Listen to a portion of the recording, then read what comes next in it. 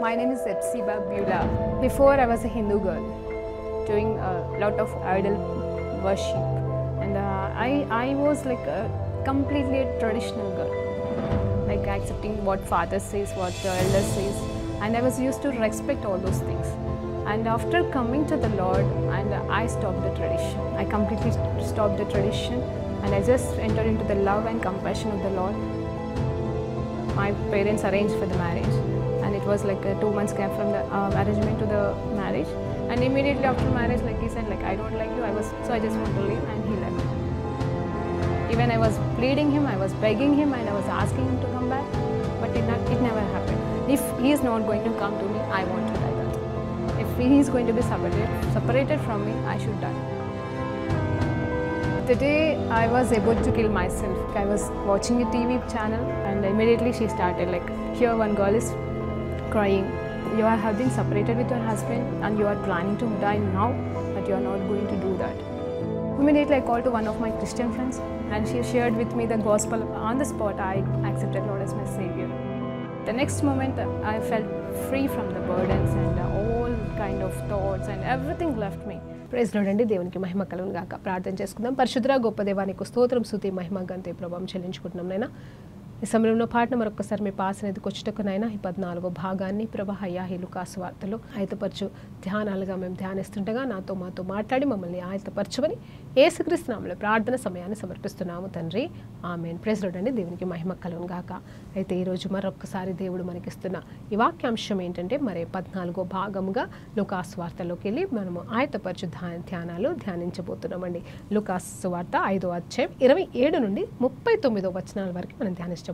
2 భాగాలుగా ఉన్నాయి దీంట్లో. మొదటిగా మత్తయి ట్యాక్స్ కలెక్టర్ని, అంటే మనము మొన్నటి దినమున 4 శిష్యుల్ని పిలిచారు, అలాగే ఇప్పుడు 5వ శిష్యుని ఎలా పిలిచి ఉన్నాడు అనేది మనం ధ్యానించబోతున్నాం. అయితే ఈ మత్తయి మనకి మరి మొదటి సువార్తికుడిగా మరి మొదటి మత్తయి సువార్తని రాసి ఉన్నాడు. అతని పిలుపు ఎలా ఉందో చూద్దాము.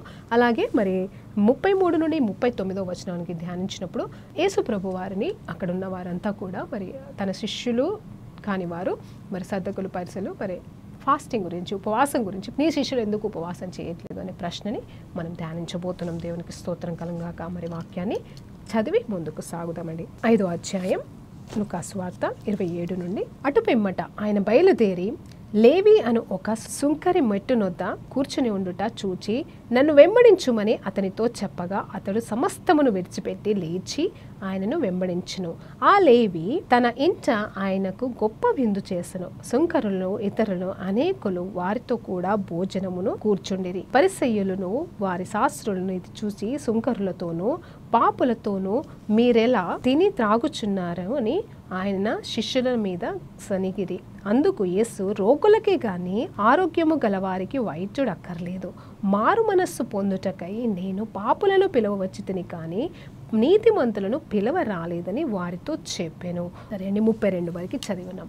అయితే ఈ 32వ వచనం వరకు ఉన్న మాటలు ఏంటంటే, అక్కడ మత్తయి అంటే లేవి, ఆయనకి 2 పేర్లు ఉన్నాయి.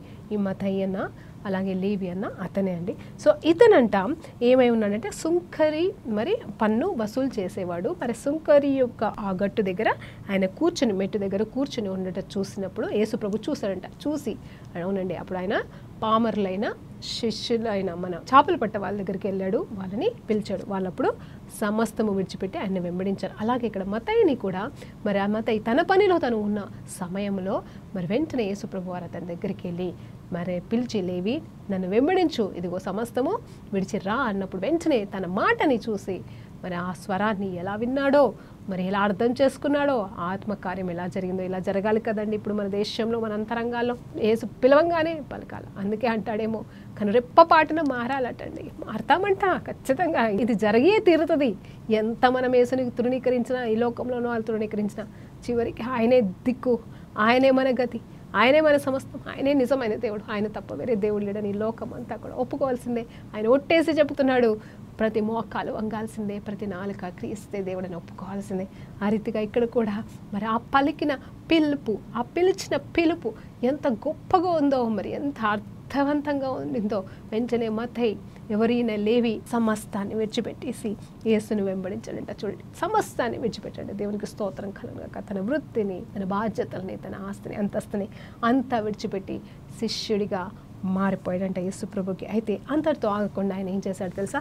ఆ సంతోషకరమైన శుభవర్తమానాన్ని ఏ రకంగా చాటించుకున్నాడంటే అందరినీ పిలిచాడు. అవును, మరి తను ఒక సుంకరి కాబట్టి తనకి సుంకర్లంతా కూడా ఫ్రెండ్స్ అయి ఉంటారు, కొలీగ్స్. మరి అంతే కదండి, మనం ఏదన్నా ఫంక్షన్ చేసుకుంటే మన కొలీగ్స్ని పిలుస్తాం, బంధువులను పిలుస్తాం, అపార్ట్మెంట్ వాళ్ళని పిలుస్తాం, మన దగ్గర వాళ్ళని పిలుస్తాం. సో అలాగే ఈ సుంకరి కూడా ఏం చేశాడంటే తోటి సుంకర్లందరినీ కూడా ఆయన పిలుచుకున్నాడు. సో పిలుచుకొని ఏం చేశాడు? భోజనాలు పెట్టిస్తున్నాడు. He celebrating Jesus. హల్లెలూయా, దేవునికి స్తోత్రం కలుగును గాక. ఆయన జీవితంలో అందరికీ మరి ఒక వీడుకోలు విందు మరి సిద్ధపరుస్తున్నాడో మనకు తెలియదు, కానీ ఏం చేస్తున్నాడంటే అందరినీ పిలిచి విందు పెడుతూ, అలాగే యేసు ప్రభువును కూడా ఆ విందుకు పిలిచి ఉన్నాడు.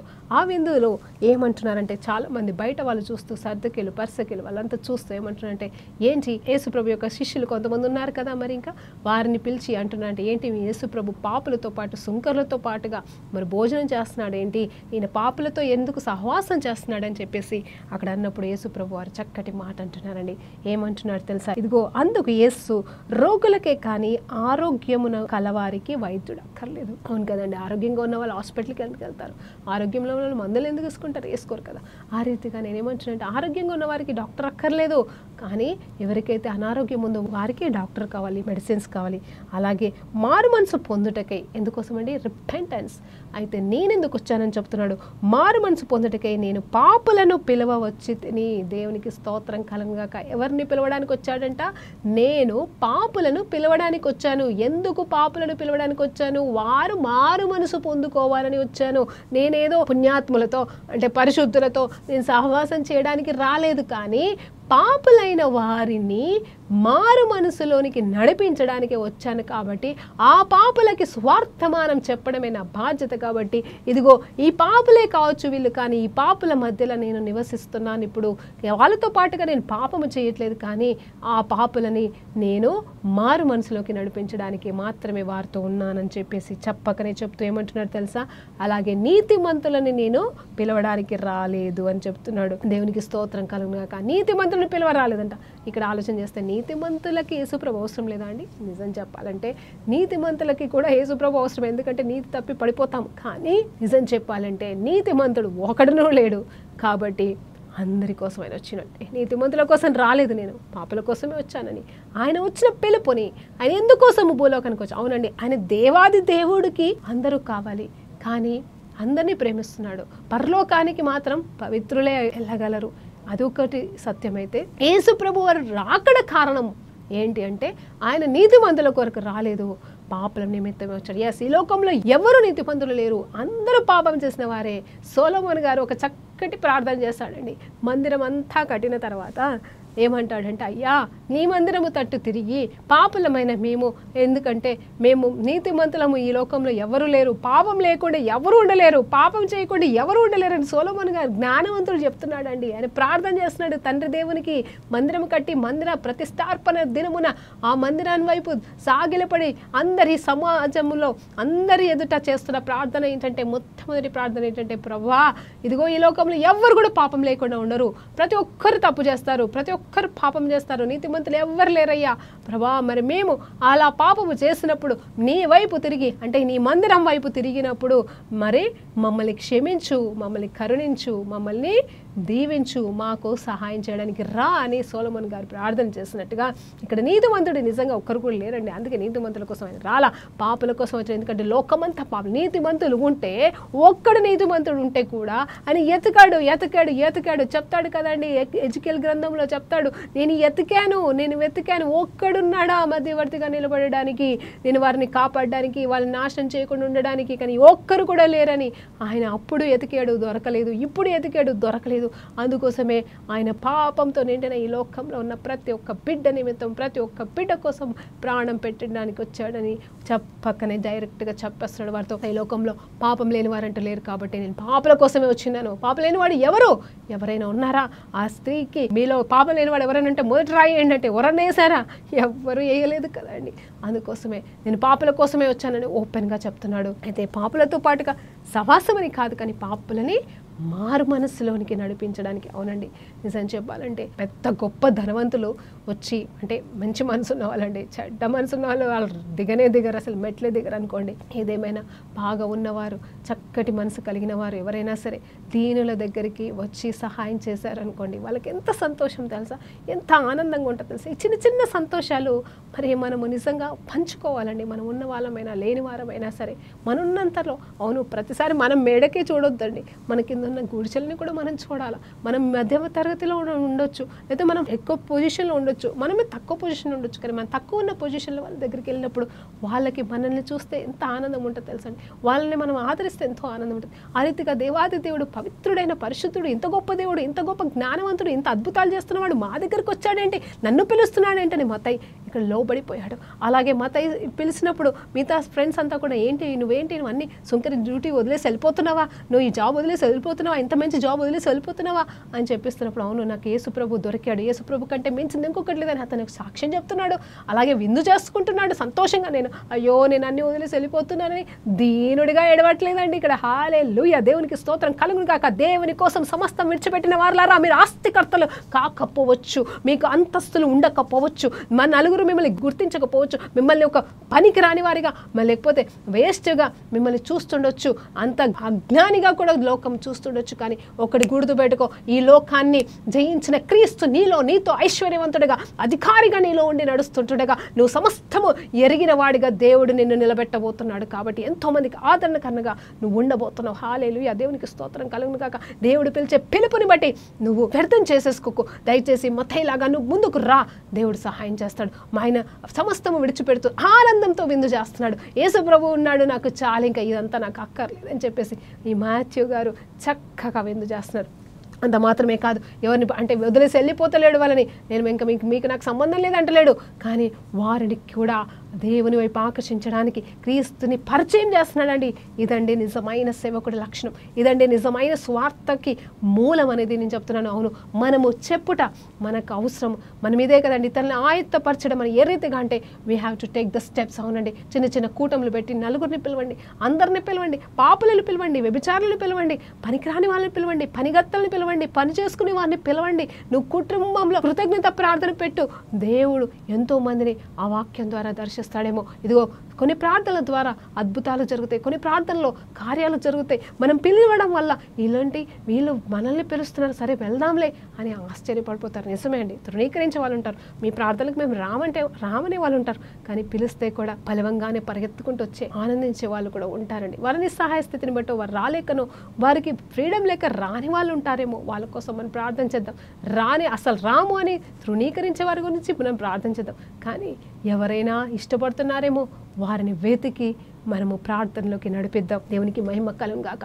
చూడండి, ఇక్కడ ఆ పాపులంతా కూడా మారు మనసు పొందాలని నేను వచ్చున్నానని వారి ఎదుట మాట్లాడుతున్నప్పుడు, నిజమే పాపులమైన మా కోసం వచ్చాడా మత్తయి అర్థం చేసుకున్నట్టుగా మిగతా వాళ్ళు కూడా సుంకర్లంతా కూడా అర్థం చేసుకున్నారేమో. అందుకే కదండి ఎంతోమంది ఆయన వెంబడిస్తున్నారని. అవును, కొంతమందే విడిచిపెట్టి వెంబడిస్తున్నారని అక్కడ బైబిల్లో రాయబడుతుండొచ్చు. 12 మంది శిష్యుల గురించే పదే రాయబడిందేమో, కానీ ఎంతోమంది శిష్యులు వెంబడిస్తున్నారు, ఎంతోమంది ఆయనని వెంబడిస్తున్నారు. ఎస్, అద్భుతాల కోసమే కావచ్చు, సూచక్రియల కోసమే కావచ్చు, ఇంకా దేనికోసమైనా కావచ్చు, కానీ వెంబడిస్తుంది మాత్రం క్రీస్తునని మాత్రం మనం జ్ఞాపకం చేద్దాం. ఈ రోజు కాకపోతే రేపు. అవును, అందుకే పౌలు భక్తుడు ఒక చక్కటి మాట అంటాడు. ఏంటంటే తెలుసా, కోపంతో అయితే ఏంటి, పగతో అయితే ఏంటి, మరి ఆశతో ఏంటి, ఏ రకంగా అయితే ఏంటి, సువార్త ప్రకటించబడుతుంది.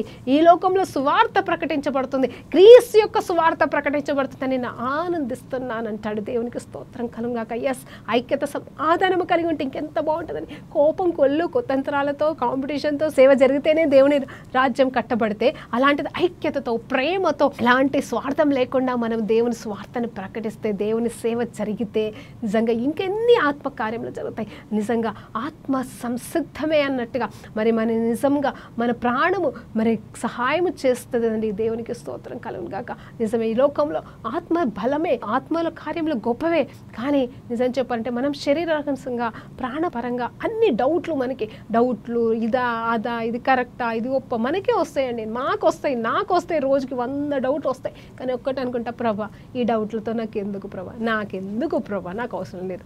ఏమంటాను తెలుసా అండి, నీకు తెలుసు కదా ప్రభా, నీకు తెలిస్తే నాకు చాలు ప్రభా. అవునా ప్రభా, నీకు తెలుసు అంతే, నీకు తెలుసు కదా, నాకు తెలియకపోతే ఏంటి, నీకు తెలుసు కదా ప్రభా. ఇదండి నిజంగా ఎంత చక్కటి మాట, ఎంత చక్కటి ఆదరణ వస్తుంది తెలుసా మనకి.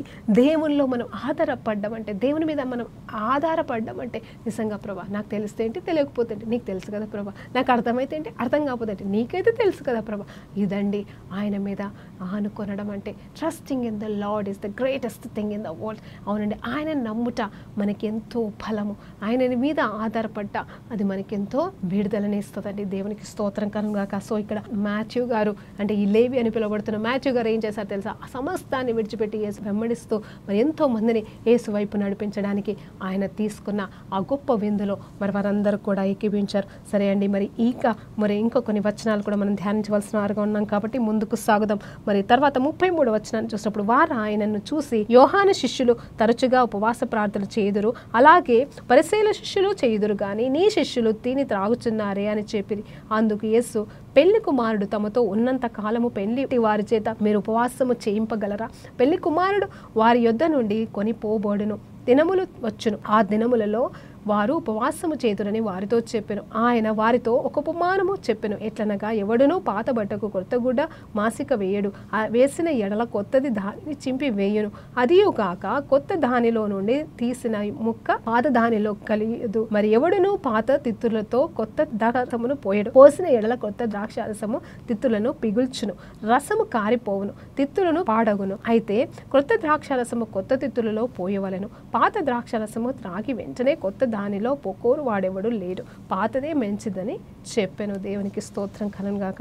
చూడండి, ఇక్కడ చూస్తే ఇక్కడ మరి 33 నుండి 39 వచనాల వరకు మనం చూసినప్పుడు ఈ 10 నిమిషాల సమయంలో ధ్యానిద్దామండి.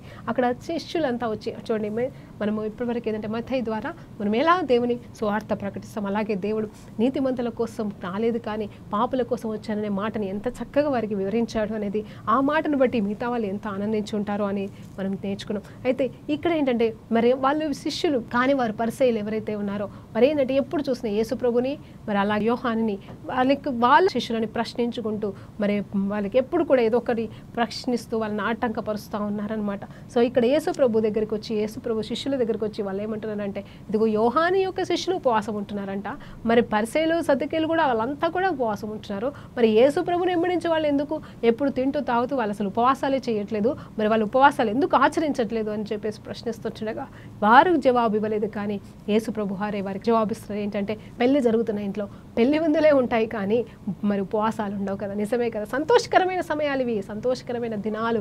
సంతోషంలో ఉన్నప్పుడు ఎవరు కూడా ఉపవాసం ఉండరు, పండుగలే చేసుకుంటారు. పండుగకి సమయం ఉంటుంది, ఉపవాసాలకి సమయం ఉంటుంది అన్నట్టుగా. సో పెళ్లి కుమారుడు వారితో ఉన్నాడు కాబట్టి వాళ్ళు ఉపవాసాలు ఉండాల్సిన అవసరం లేదు.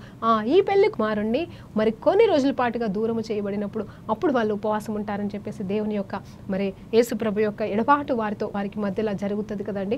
ఆ ఎడబాటుని గురించి ముందుగా చెప్తూ సో అలా మాట్లాడుతాడు. ఆ తర్వాత ఒక ఉపమానం ఇస్తున్నాడు. చూడండి, యేసు ప్రభు వారు ఎప్పుడు కూడా ఒక ఉపమానాలతో మాట్లాడడం ఆరంభిస్తున్నాడు. సో నేను అనుకుంటున్నాను ఇదే ఫస్ట్ ఉపమానమేమో ఈ లూకాసు వార్తలో రాసినట్టుగా చూస్తే. ఇక్కడ ఏమంటున్నాడంటే, మరి మనము పాతది డ్రెస్ ఏదైనా చినిగిపోతే మరి దానికి కొత్త బట్ట తీసి దాన్ని ప్యాచ్ వర్క్ చేస్తే అది ఉండదు కదా, చినిగిపోతుంది. కాబట్టి పాత దానికి కొత్తది తీసుకొచ్చి వేయరు, వేస్తే అది పాతది పాడైపోతుంది, అసలు అది సెట్ కాదు అని చెప్పేసి చెప్తా ఉన్నారు. ఆ తర్వాత చూస్తే అలాగే కొత్త ద్రాక్షారసాన్ని పాత తిత్తుల్లో పోయరు, ఎందుకంటే పాత తిత్తుల్లో పోస్తే అది మరి పాడైపోతుంది అని చెప్పేసి. సో పాత తిత్తుల్లో పాత ద్రాక్షారసమే పోస్తారంట, కొత్త తిత్తులలో కొత్త ద్రాక్షారసమే పోస్తారని చెప్పేసి అంటున్నారు. సో కారణం ఏదైనాను అలా పోస్తే అది పాడైపోతుంది కాబట్టి అది అలా పోయకూడదు. అలాగే ఇప్పుడు నేను నూతనమైన కార్యము చేయడానికి నేను నూతన సృష్టిగా మరి మీ మధ్యకు వచ్చి ఉన్నాను కాబట్టి, మిమ్మల్ని నూతన సృష్టిగా చేయబోతున్నాను కాబట్టి ఇప్పుడు నన్ను వెంబడించడమే, ఇంకా పాతది కాదు, పాత పద్ధతిలో ఉపవాసాలు కాదు, పాత పద్ధతిలో మార్గాలు కాదు, నేనే మార్గము సత్యము జీవమే ఉన్నాను. ఎందుకో పాత నిబంధన ప్రకారంగా ధర్మశాస్త్రాన్ని నేను నెరవేర్చడానికి వచ్చి ఉన్నాను, కానీ కొత్త నిబంధన నెరవేర్చబోతున్నాను కాబట్టి కొత్త నిబంధన ప్రకారంగానే మీరు జీవించవలసిన వారిగా ఉన్నారు అని చెప్పేసి చెప్పకనే కొన్ని సత్యాలు అక్కడ మాట్లాడుతున్నారు. అవునండి, ఇక్కడ నిజం చెప్పాలంటే ఇవన్నీ మర్మాలతో కూడిన ఉపమానాలు. ఈ ఉపమానాలంట కేవలం తన శిష్యులకి మాత్రమే తర్వాత పక్కకి తీసుకెళ్లి ఎక్స్ప్లెనేషన్ ఇచ్చి ఉన్నాడు, కానీ అందరికీ అవి అర్థం చేపించలేదు. నిజం చెప్పాలంటే ఆ టైంలో అక్కడ శిష్యులు ఉన్నారు, కొంతమంది మిగతా వాళ్ళు ఉన్నారు, కానీ జస్ట్ ఏంటంటే ఉపమానాల్ని, జరుగుతున్న సంఘటనని, ఆ మాటలు అవును పాత తిత్తులలో కొత్త ద్రాక్షరసం పోయిరు, అవును నిజమే, కానీ దీనిని ఎందుకు దేవాది దేవుడు మా ఉపవాసాలతో పోలుస్తున్నాడు, పాత విషయాలతో పోలుస్తున్నాడు, పెళ్లి కుమారుడితో పోలుస్తున్నాడు అనేది నిజం చెప్పాలంటే అక్కడ ఉన్న వారికి ఎవరికి అర్థం కాదు. ఇప్పుడు మనం కూడా ఆలోచన చేస్తే ఒక్కొక్కరికి ఒక్కొక్క ఆత్మ ప్రేరేపణతో, అంటే దేవుని ప్రేరేపణ అండి, దేవుని ఇచ్చిన ఆ సిచ్యువేషన్ బట్టి, ఆ సందర్భాన్ని బట్టి దేవుడు మనతో మాట్లాడినప్పుడు మనకు అర్థమవుతూ ఉంటాయి. అయితే ఇక్కడ దేవాది దేవుడు అర్థం చేపిస్తున్న సంగతి ఏంటంటే పాతది గతించిన సమస్తము నూతనమైనది కాబట్టి ఇదిగో యేసు ప్రభు వారిని అనుసరించి ముందుకు సాగడమే నిజమైన ఉపవాసం. ఇప్పుడు ఇక్కడ దేవునితో గడపడమే నిజమైన ఉపవాసం. ఉప అంటే దగ్గర, వాసం అంటే ఉండడం అండి. సో ఇప్పుడు ఏంటంటే శారీరక సంబంధమైన ఉపవాసాలు అవసరమే, మనిషికి కాదనట్లేదు, కానీ నిజంగా దేవునికి దగ్గరగా ఉండాలి. కాబట్టి ఇప్పుడు వీరంతా నన్ను వెంబడిస్తున్నారు, నాతో ఉంటున్నారు, ఇది కావాలి, నన్ను వెంబడించాలి, నేను నన్ను ఫాలో అవ్వడమే ఇదే నిజమైనది. పాత ఆచారాలు కాదు, పాత పద్ధతులు కాదు, పాతవి ఎక్కడికి దారి తీసేవి పాపంలోనే ఉండిపోయి, ఎంత పాపం గురించి చెప్పినా, ఎంత పాపం చేయొద్దని విమర్శించినా, ఎన్ని శిక్షలు వేసినా, ఎన్ని బలి అర్పణలు చేసినా వారి మనసును కఠినమైపోయింది, కానీ వారిలో మాత్రం మార్పు రాలేదు. కాబట్టి దానివల్ల లాభం కలగలేదు. కాబట్టి కానీ అది నిరర్థకం కాకూడదు. కాబట్టి దేవుడు ఏర్పాటు చేసింది కాబట్టి దాన్ని సంపూర్ణం చేయాలి. కాబట్టి దాన్ని సంపూర్ణం చేయడానికి నేను వచ్చి ఉన్నాను, అలాగే నూతనమైన దానిని నేను ప్రవేశపెడుతున్నానని చెప్పడానికి ఒక అడుగోడుగా, అంటే బ్రేకింగ్ పాయింట్ లాగా, అంటే ఒక న్యూ బిగినింగ్ గా మరి ఇక్కడ ఈ ఉపమానాన్ని దేవాది దేవుడు చెప్తా ఉన్నాడు. సో పాత పద్ధతి కాదు, ఇంకా కొత్తది రాబోతుంది. దేవునికి స్తోత్రం కలుగును గాక. సో పాత ద్రాక్షారసము కాదు, కానీ కొత్త ద్రాక్షారసం. అవునండి, పాత ద్రాక్షారసము అయిపోతుంది, కానీ ఇక్కడ మళ్ళీ ఏమంటున్నాడంటే చూడండి, కానీ పాతది తాగిన వాళ్ళు కొత్తది బాగుంది అనరు కదా, పాతదే బాగుంది అంటారంట. నిజమే, పాతదే బాగుంది అని పాత వైపే, అందుకే అంటాడు దేవుడు, ఏమంటాడు తెలుసా, పాతది గతించిన సమస్తం నూతనమే, పాతది గడిచిపోయింది, పాతది మర్చిపోండి అంటాడు. హల్లెలూయా, దేవునికి స్తోత్రం కలుగును. కానీ మనకి ఎప్పుడు పాతదే కావాలి, గతాన్ని మర్చిపోమంటున్నాడు దేవుడు, వెనుకున్న వాటిని మర్చి ముందుకు సాగిపోండి అంటున్నాడు. ఎస్, కేవలం మన జీవితంలో జరిగిన కష్టాలు, నష్టాలు, బాధలు మాత్రమే కాదండి, పాతదంతా కూడా, మరి గతం అంతా కూడా మనం విడిచిపెట్టి ముందుకు సాగవలసిన వారిగా దేవుడు మనల్ని నూతన సృష్టిగా చేసి ఉన్నాడు.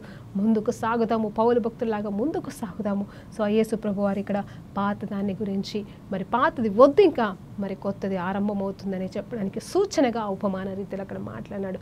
అది కేవలం దేవుని ఆత్మకి, యేసు ప్రభుకి మాత్రమే తెలిసిన సత్యాలు ఇందులో ఉంటాయండి. దేవునికి స్తోత్రం కలుగును గాక. కేవలం మనం అర్థం చేసుకోవడమే ఇందులో 100% ఏ సేవకుడు, ఏ దాసుడు, ఏ అభిషక్తుడు కూడా బోధించలేడేమో అని నేను నమ్ముతున్నాను. ఎందుకంటే ఉన్నవి కొన్ని మాటలే కావచ్చు, కొన్ని అధ్యాయాలే కావచ్చు, కొన్ని వచనాలే కావచ్చు బైబిల్లో, కానీ ఇంతకంటే మహాసముద్రం అండి దేవుని మాటలు, దేవుని సత్యము, దేవుని అంతరంగము.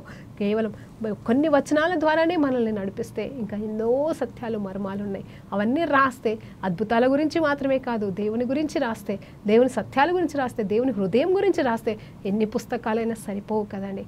అందరిని బట్టి కూడా దేవునికి మహిమ కలుగును గాక. సో ఈ రకంగా దేవాది దేవుడు మనతో మాట్లాడుతున్నాడని ఈ మధ్యాహ్న కాల సమయంలో ఆయన ఏం చెప్తున్నాడంటే, పెళ్లి కుమారుడు మనతో ఉన్నప్పుడు ఇంకా మనకు ఉపవాసం అక్కర్లేదు, అంటే మనం నిజంగా ఆయనతోనే దగ్గరగా ఉన్నాం, ఇంకా ఉపవాసం ఎందుకు? సంతోషించే సమయం ఒకటి, ఆయనతో ఆనందించే సమయం ఒకటి. సో క్రీస్తు మనలో ఉంటే మనం ఎప్పుడు ఆనందిస్తూనే ఉంటాం. నిజం చెప్పాలంటే ఉపవాసం ఉండాలండి, దేవుని కోసము, దేవునితో గడపడానికి, దేవునిలో ఎదగడానికి, దేవునిలో మారుమనసు పొందుకోవడానికి. అంత మాత్రమే కాదు, దేవునికి ఆయాసకరమైనది మన సొంత శక్తితో విడిచిపెట్టలేం. కాబట్టి ఆయన మీద ఆధారపడినప్పుడు, ఆయనతో గడుపుతున్నప్పుడు ఉపవాసం అనేది ఒక ఆయుధంగా మనం వాడుకొని, మనము మన శరీరాన్ని నల్లగొట్టుకొని దేవుని కోసం ఆయతపరచబడ్డానికి వాడుకునేదే నిజమైన ఉపవాసం. ఆ ఉపవాసం మనం చేయాలని. కానీ ఇక్కడ వీరు చేస్తున్న ఉపవాసం ఏంటి అంటే, అది నలుగురిని బాధ పెట్టే ఉపవాసమే.